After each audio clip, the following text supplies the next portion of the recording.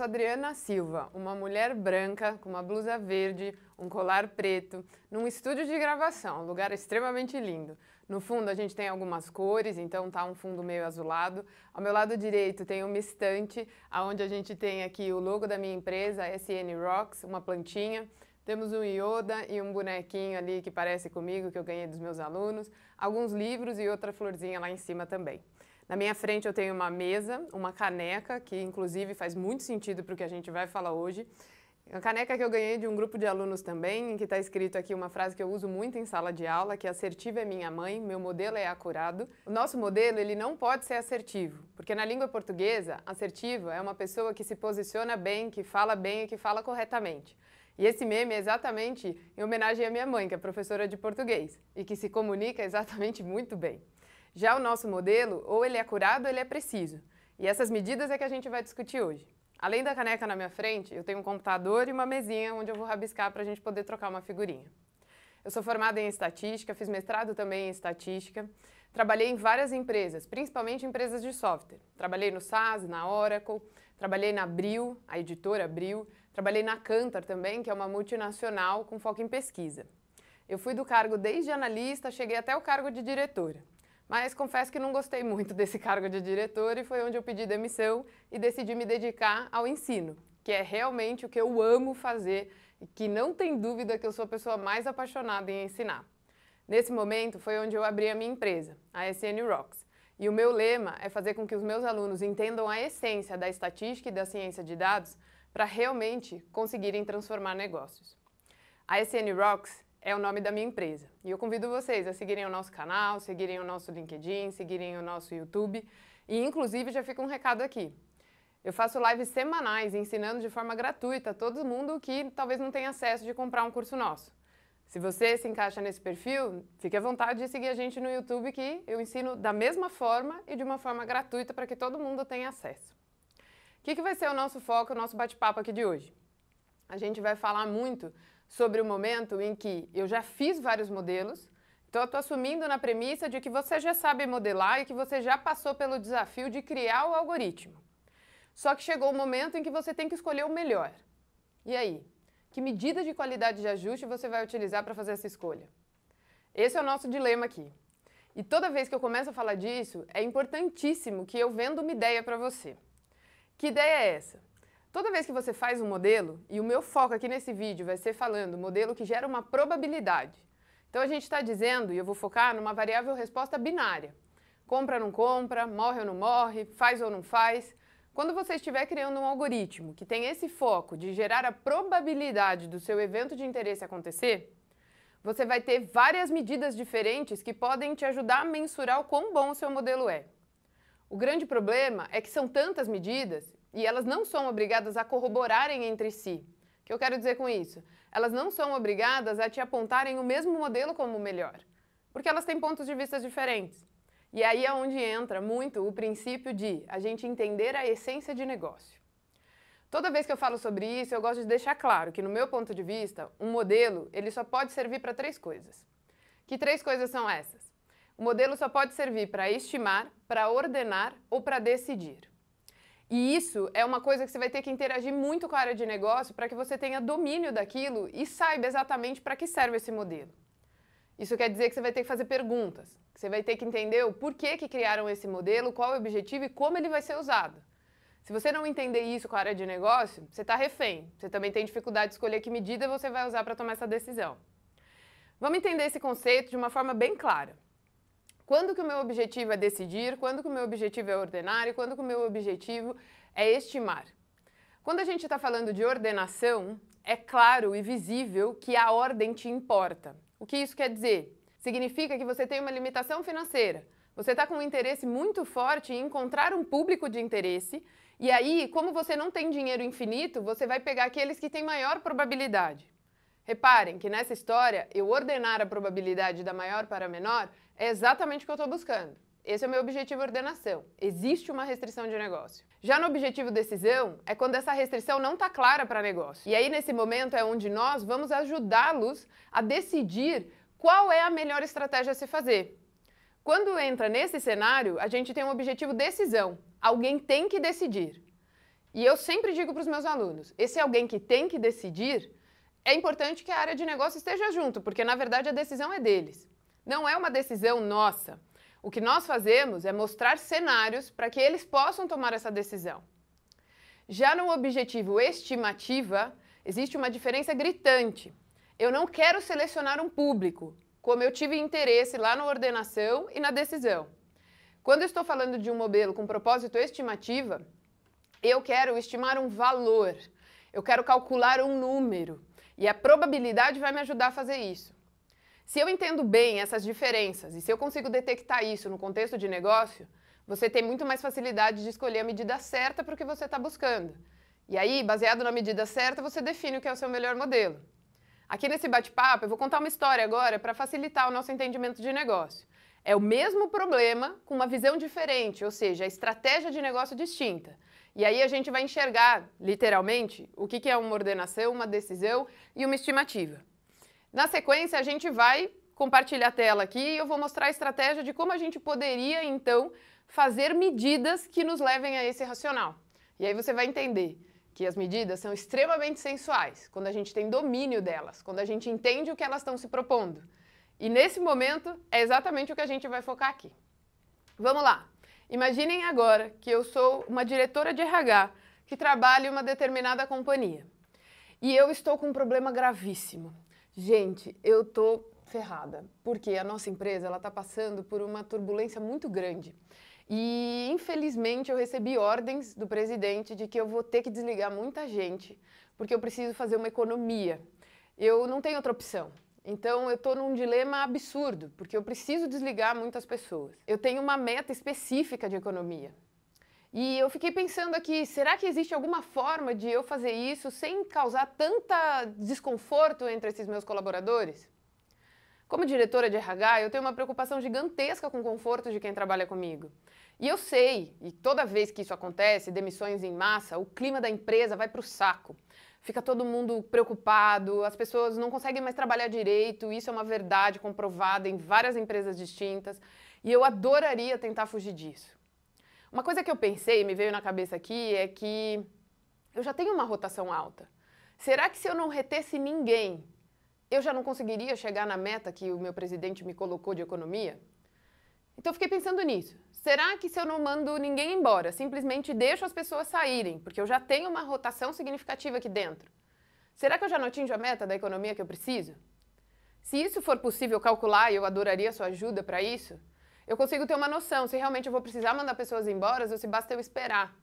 Porque se basta eu esperar, eu não preciso causar esse rebuliço todo que eu causaria fazendo uma demissão em massa. Vejam só, a mulher de negócios, a diretora de RH, ela tem um problema específico, inclusive uma angústia, porque ela é um ser humano carinhoso e ela trabalha em RH, ela tem que se preocupar ali minimamente com a qualidade da saúde mental dos colaboradores da empresa.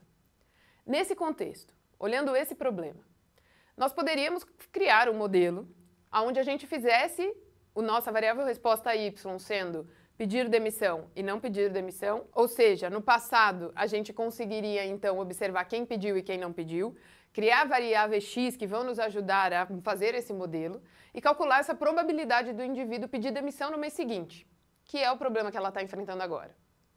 Baseado nessa probabilidade, vocês concordam que a gente poderia então definir, através de vários modelos, qual seria o melhor? Nesse problema específico, vocês concordam comigo que ela não quer fazer uma seleção de colaboradores? Ela não quer pegar um pedaço para fazer alguma coisa. O que ela quer fazer ali? Ela simplesmente quer calcular o quanto ela esperaria de economia, não mandando ninguém embora, simplesmente deixando as pessoas pedirem demissão por conta. Nesse caso, o nosso objetivo é claramente um objetivo estimativa. Quando a gente fala de um objetivo estimativa, a gente então tem medidas que vão ser relacionadas diretamente ao erro daquele modelo. E quando eu falo o erro daquele modelo, eu estou falando exatamente da qualidade da probabilidade que você gerou nele. Então, um indivíduo que pediu demissão, no meu sonho perfeito, seria incrível se a probabilidade fosse extremamente perto de 1. Por quê? Porque eu estaria sendo muito precisa naquilo que eu estou fazendo. Aquele indivíduo que não pediu demissão, que é o meu 0, eu adoraria que a minha probabilidade estimada fosse 0 ou muito perto de 0. Então, reparem, nesse momento, eu quero mensurar essa distância da minha probabilidade estimada com o evento verdadeiro. Pedir ou não pedir demissão. Por quê? Quanto mais perto de 1, mais verdade esse evento é. E quanto mais perto de 0, mais não verdade esse evento é, ou seja, ele não vai pedir demissão. Se eu fosse perfeita em fazer esse modelo, eu só teria a probabilidade de 0 e 1, o que me levaria exatamente ao quanto eu economizaria. Mas a gente sabe que o nosso modelo não é perfeito. Então, com esse propósito de estimativa, o que a gente busca é minimizar o erro. E aí a gente está falando daquelas medidas que você já conhece. Mean Square Error, o MSE, ou o RMSE, o Root Mean Square Error, que nada mais é do que a média do meu erro ao quadrado, que é uma medida, o MSE, que nós não somos capazes de interpretar, e o RMSE, que aí sim é a raiz daquela medida, então eu sou capaz de interpretar e ele me mensura exatamente o quanto o meu modelo erra. Num propósito de estimativa, o que eu quero é errar menos. Então, essas medidas fazem muito sentido.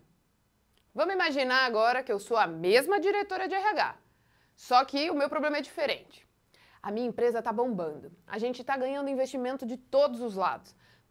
Tá uma delícia trabalhar aqui. E o mais legal é que a gente tem ali um pessoal animado para trabalhar. No entanto, como nem tudo são flores, tem uma galera que está recebendo outras oportunidades e está saindo da empresa.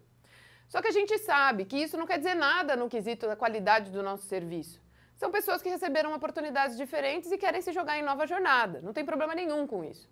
O grande ponto é que são pessoas boas. E aí, alguns outros colaboradores ficam naquele, ai meu Deus, se ele está saindo é porque está acontecendo alguma coisa. E aí começa aquela fofoca desnecessária.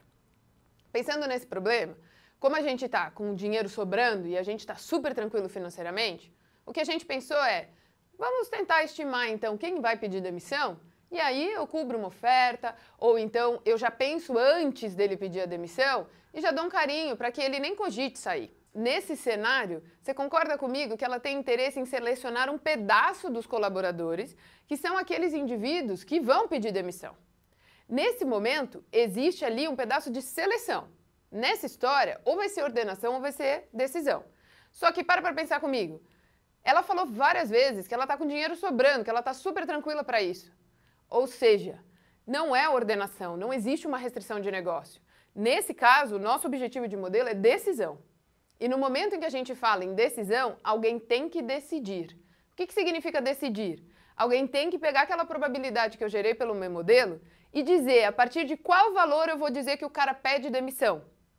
E nesse momento é onde a gente começa, então, a caminhar para o lado de uma matriz de confusão, por exemplo.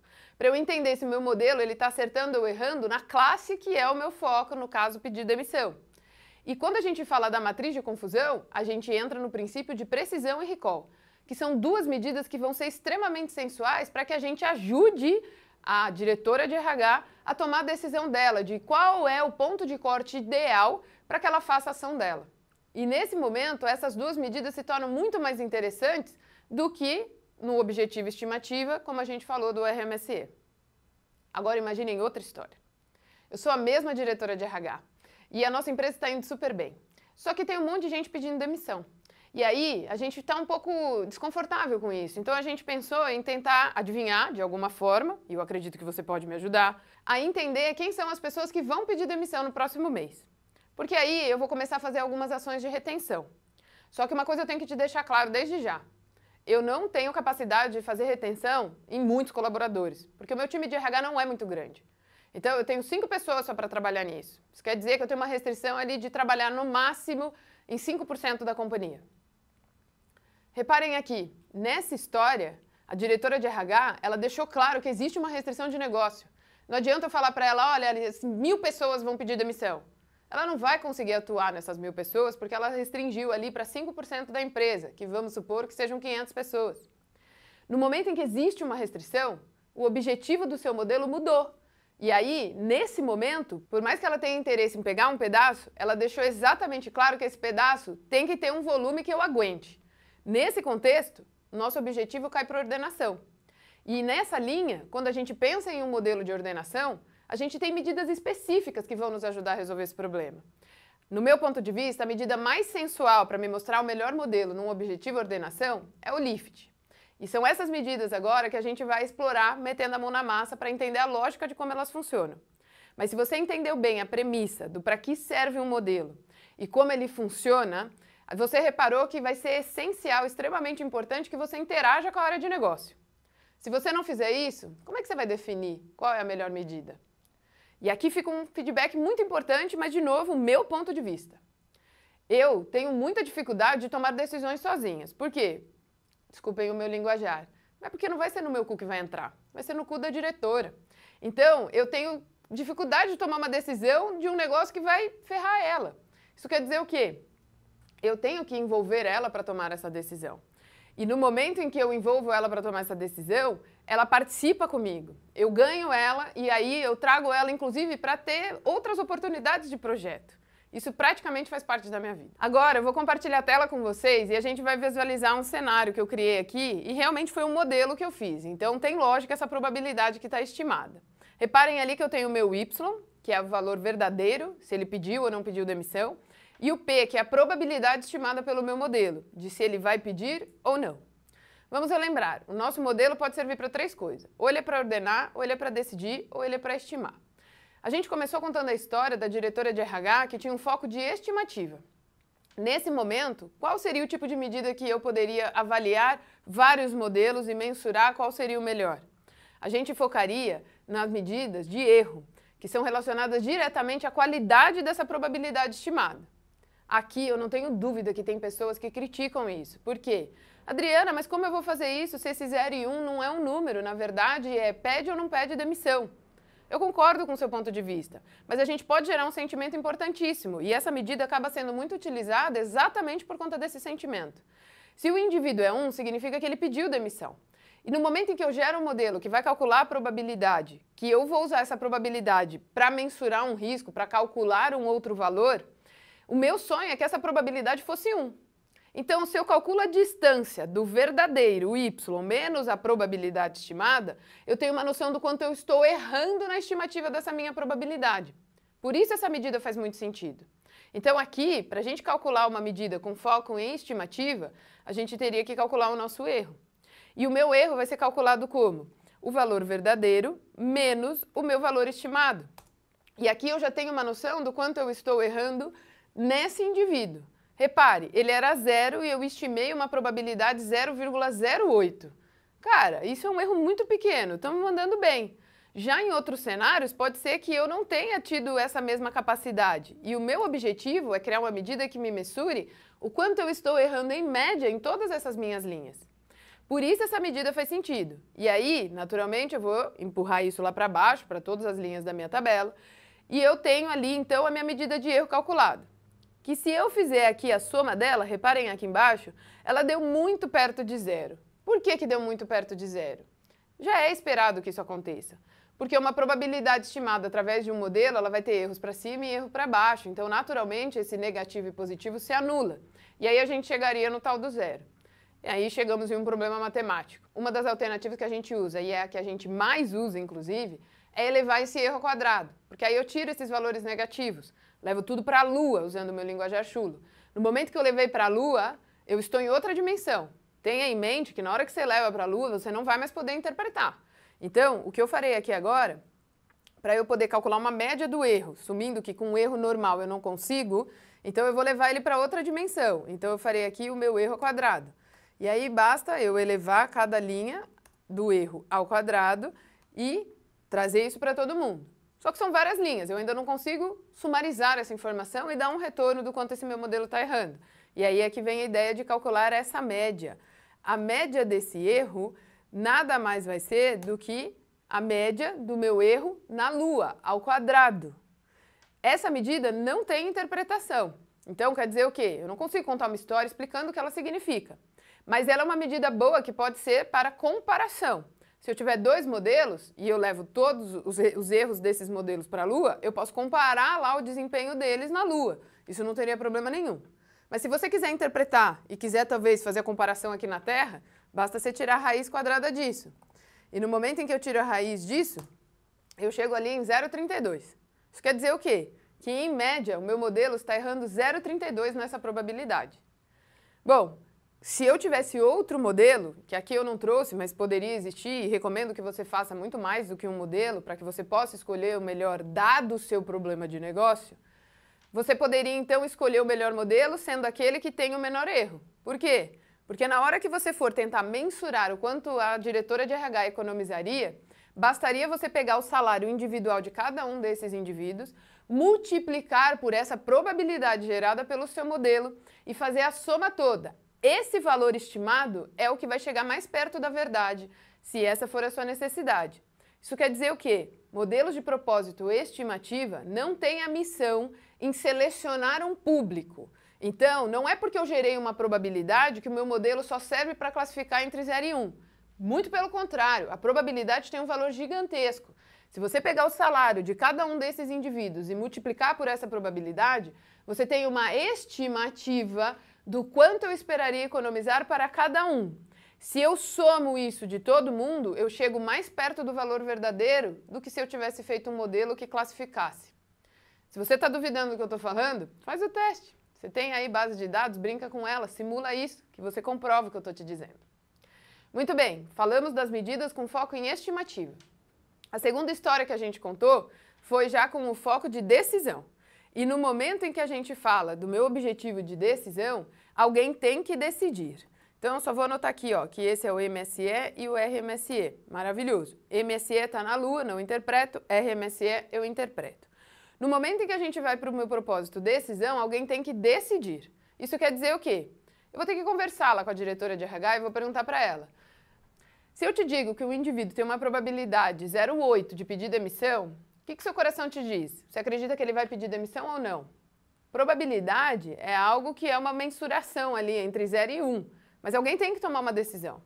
E naturalmente essa diretora vai se sentir desconfortável, porque ela não sabe qual seria a melhor decisão. E é aí onde entra muito forte a utilidade do nosso trabalho. Ela não é obrigada realmente a saber esse ponto de corte.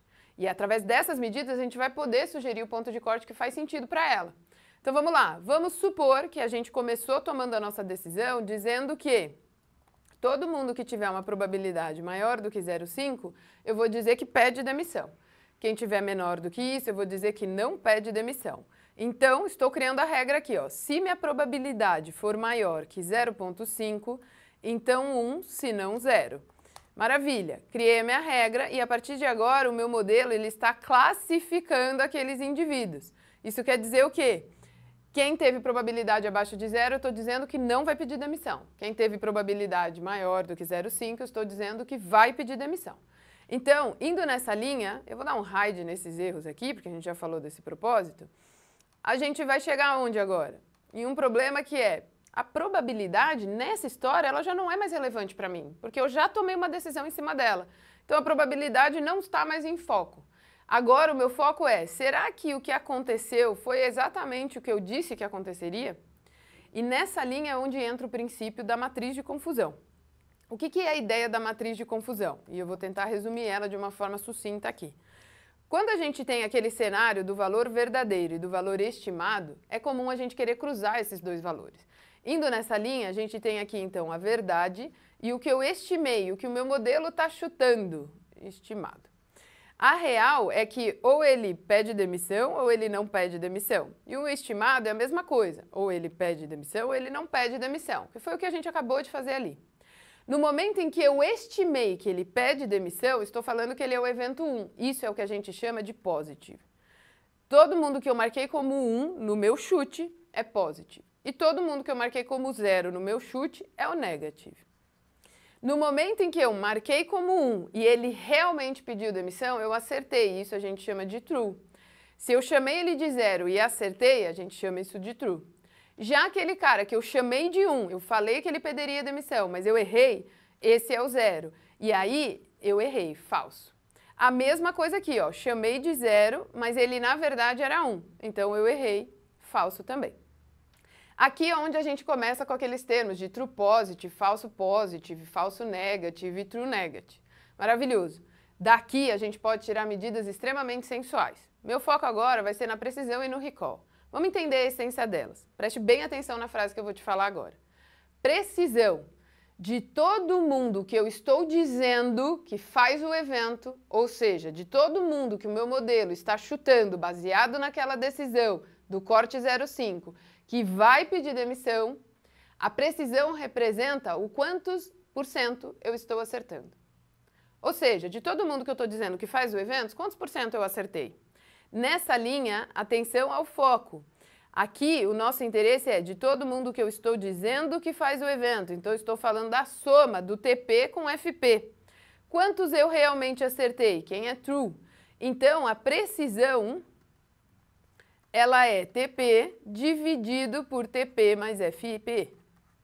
Essa medida me dá uma noção da qualidade do meu modelo, no sentido de que todo mundo que eu estou falando para a diretora de RH que ela deve agir e tentar fazer alguma coisa para reter aquele indivíduo antes que ele peça a demissão, quantos por cento eu estou acertando? Só que existe um outro ponto de vista, que é olhar por outro ângulo. E aí surge uma outra medida. A diretora de RH ela tem interesse em descobrir todo mundo que vai pedir demissão. O que isso quer dizer? Ela tem interesse em olhar para todo mundo que, na verdade, que no real é um. E aí entra essa segunda medida que é extremamente sensual. Se eu estou olhando aquele um, quantos por cento dos uns que me interessam você foi capaz de pegar? Essa medida chama recall. Atenção à minha frase.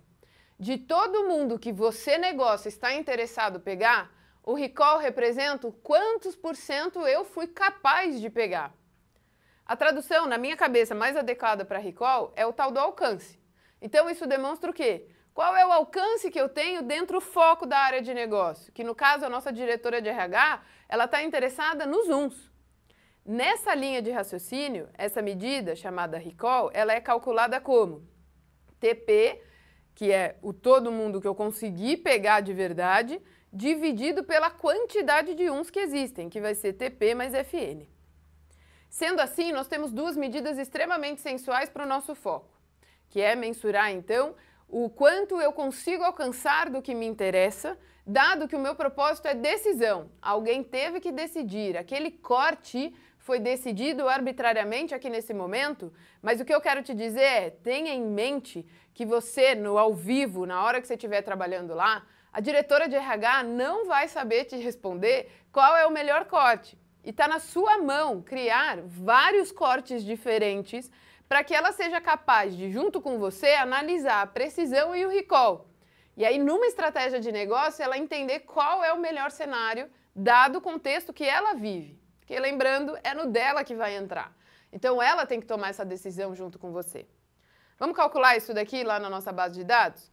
Primeiro momento, eu precisaria, então, criar uma tabela dinâmica, e aí eu vou usar o recurso aqui do Excel para facilitar um pouco a minha vida. Eu vou vir aqui em inserir tabela dinâmica, vou colocar ela na minha planilha existente, ok?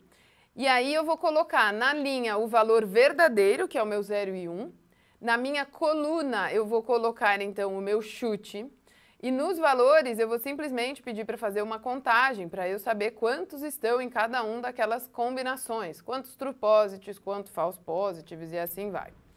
E aí, então, vou colocar aqui a minha contagem. Perfeito. Nesse momento, o que nós temos aqui? Esse cara aqui, ó, eu disse, lembra que o que eu coloquei nas colunas são o meu chute. Eu disse que ele faz o evento, mas eu errei. No de baixo, eu disse que ele faz o evento e acertei. Aqui do lado, eu disse que ele não faz o evento e acertei. E aqui, eu disse que ele não faz o evento e errei. Maravilhoso. Então, vamos calcular aqui minha precisão. O que seria minha precisão nesse sentido?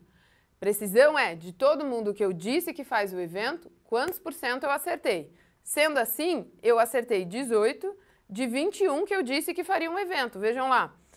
Todo mundo que eu disse que faz o evento é 21. Quantos deles eu acertei? 18. Essa é minha precisão. Espera aí que eu esqueci meu igual aqui, ó. Então, igual 18 dividido por 21. A minha precisão nesse cenário é 0,85. Já o meu recall, que é o meu alcance, ele me representa o quantos por cento dos uns verdadeiros que eu consegui pegar. Indo nessa linha, reparem aqui, eu tenho 20 pessoas que pediram demissão, mas eu só peguei 18. Então, vai ser 18 por 20. E esse é o meu recall, 0,9. O que eu posso dizer para minha diretora de RH, se a gente fizer um corte nesse pedaço, no 0,5, é que ela vai abordar tantas pessoas, no caso específico, 21 pessoas, e ela vai tentar reter essas pessoas. Mas ela precisa ter em mente que nós não somos Deus. Isso quer dizer o quê? Dessas 21 pessoas, 85% delas realmente pediriam demissão. As outras 15% estão ganhando um bônus aí que talvez na estratégia da diretora não fosse necessário ser dado agora. Mas é também importante deixar claro para ela de que todo mundo que ela tinha interesse em pegar, a gente só pegou 90%. Porque aí ela tem uma noção que ainda vão existir demissões, que vai ter gente que vai sair. A relação entre precisão e recall, conforme você muda o corte, e aí isso vai ficar de lição de casa para você. Se você mudasse aqui o corte de 0,5, colocasse 0,6, o que iria acontecer com a precisão e recall? Elas têm relacionamento inverso, enquanto uma aumenta, a outra diminui.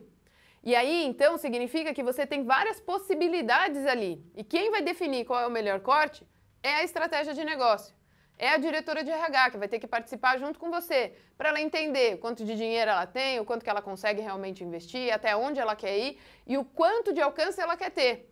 Quanto maior o seu alcance, menor sua precisão. Então, quanto mais gente certa ela quer pegar, mais gente incerta ela vai ter que promover também. Porque na vida, nada é de graça. Esse é o princípio de um modelo. Nada é de graça, alguém vai ter que pagar por isso. Então, nesse momento, a gente fecha duas medidas que são extremamente sensuais para quando o seu objetivo é decidir. Agora, o nosso último propósito que a gente comentou era para o objetivo ordenar. Se o meu objetivo é ordenar, já ficou claro para a gente, é porque existe uma restrição de negócio.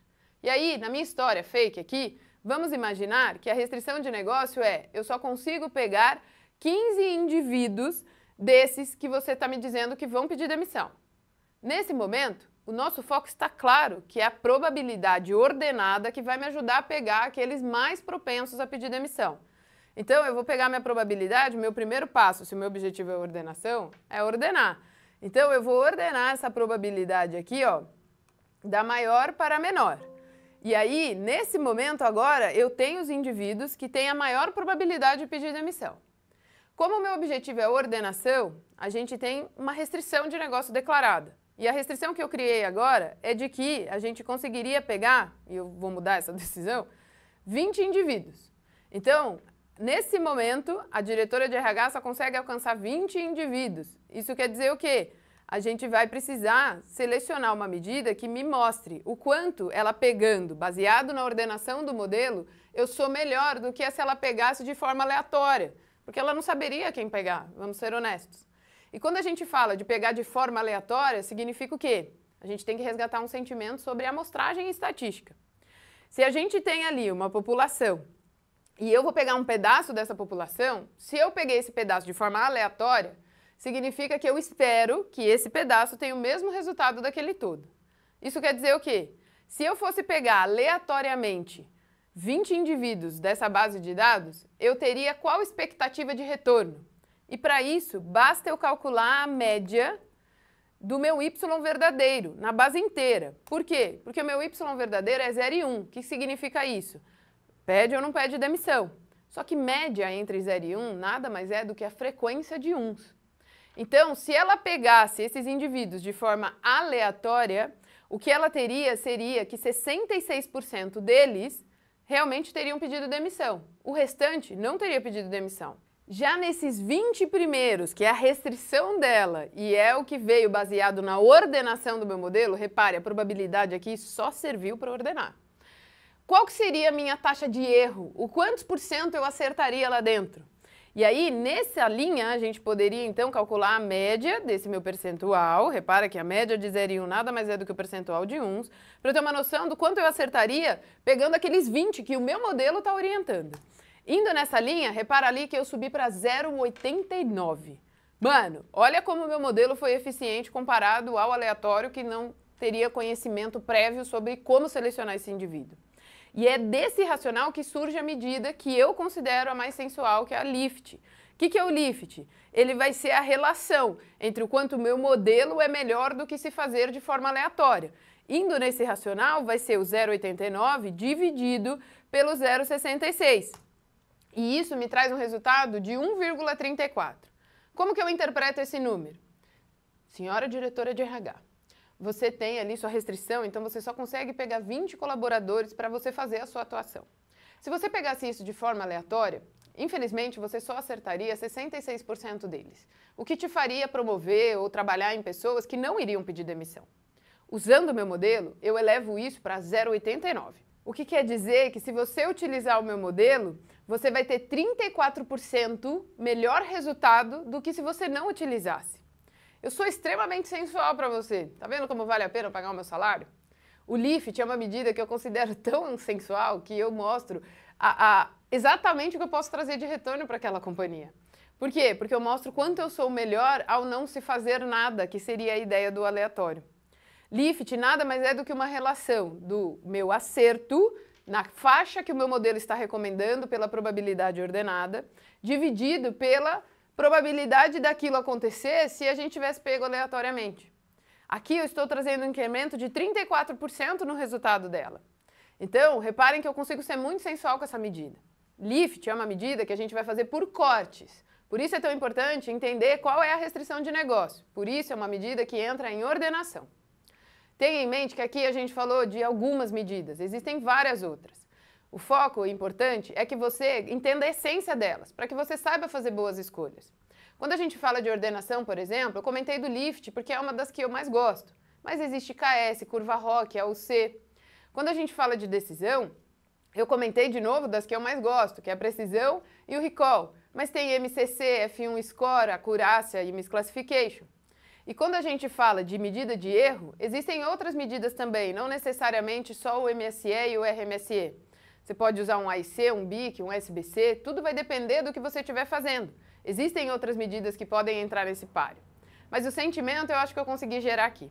Toda vez que você tiver que fazer uma escolha de um modelo, primeiro, entenda o problema de negócio e saiba qual é o uso daquele modelo, para que você saiba fazer boas escolhas.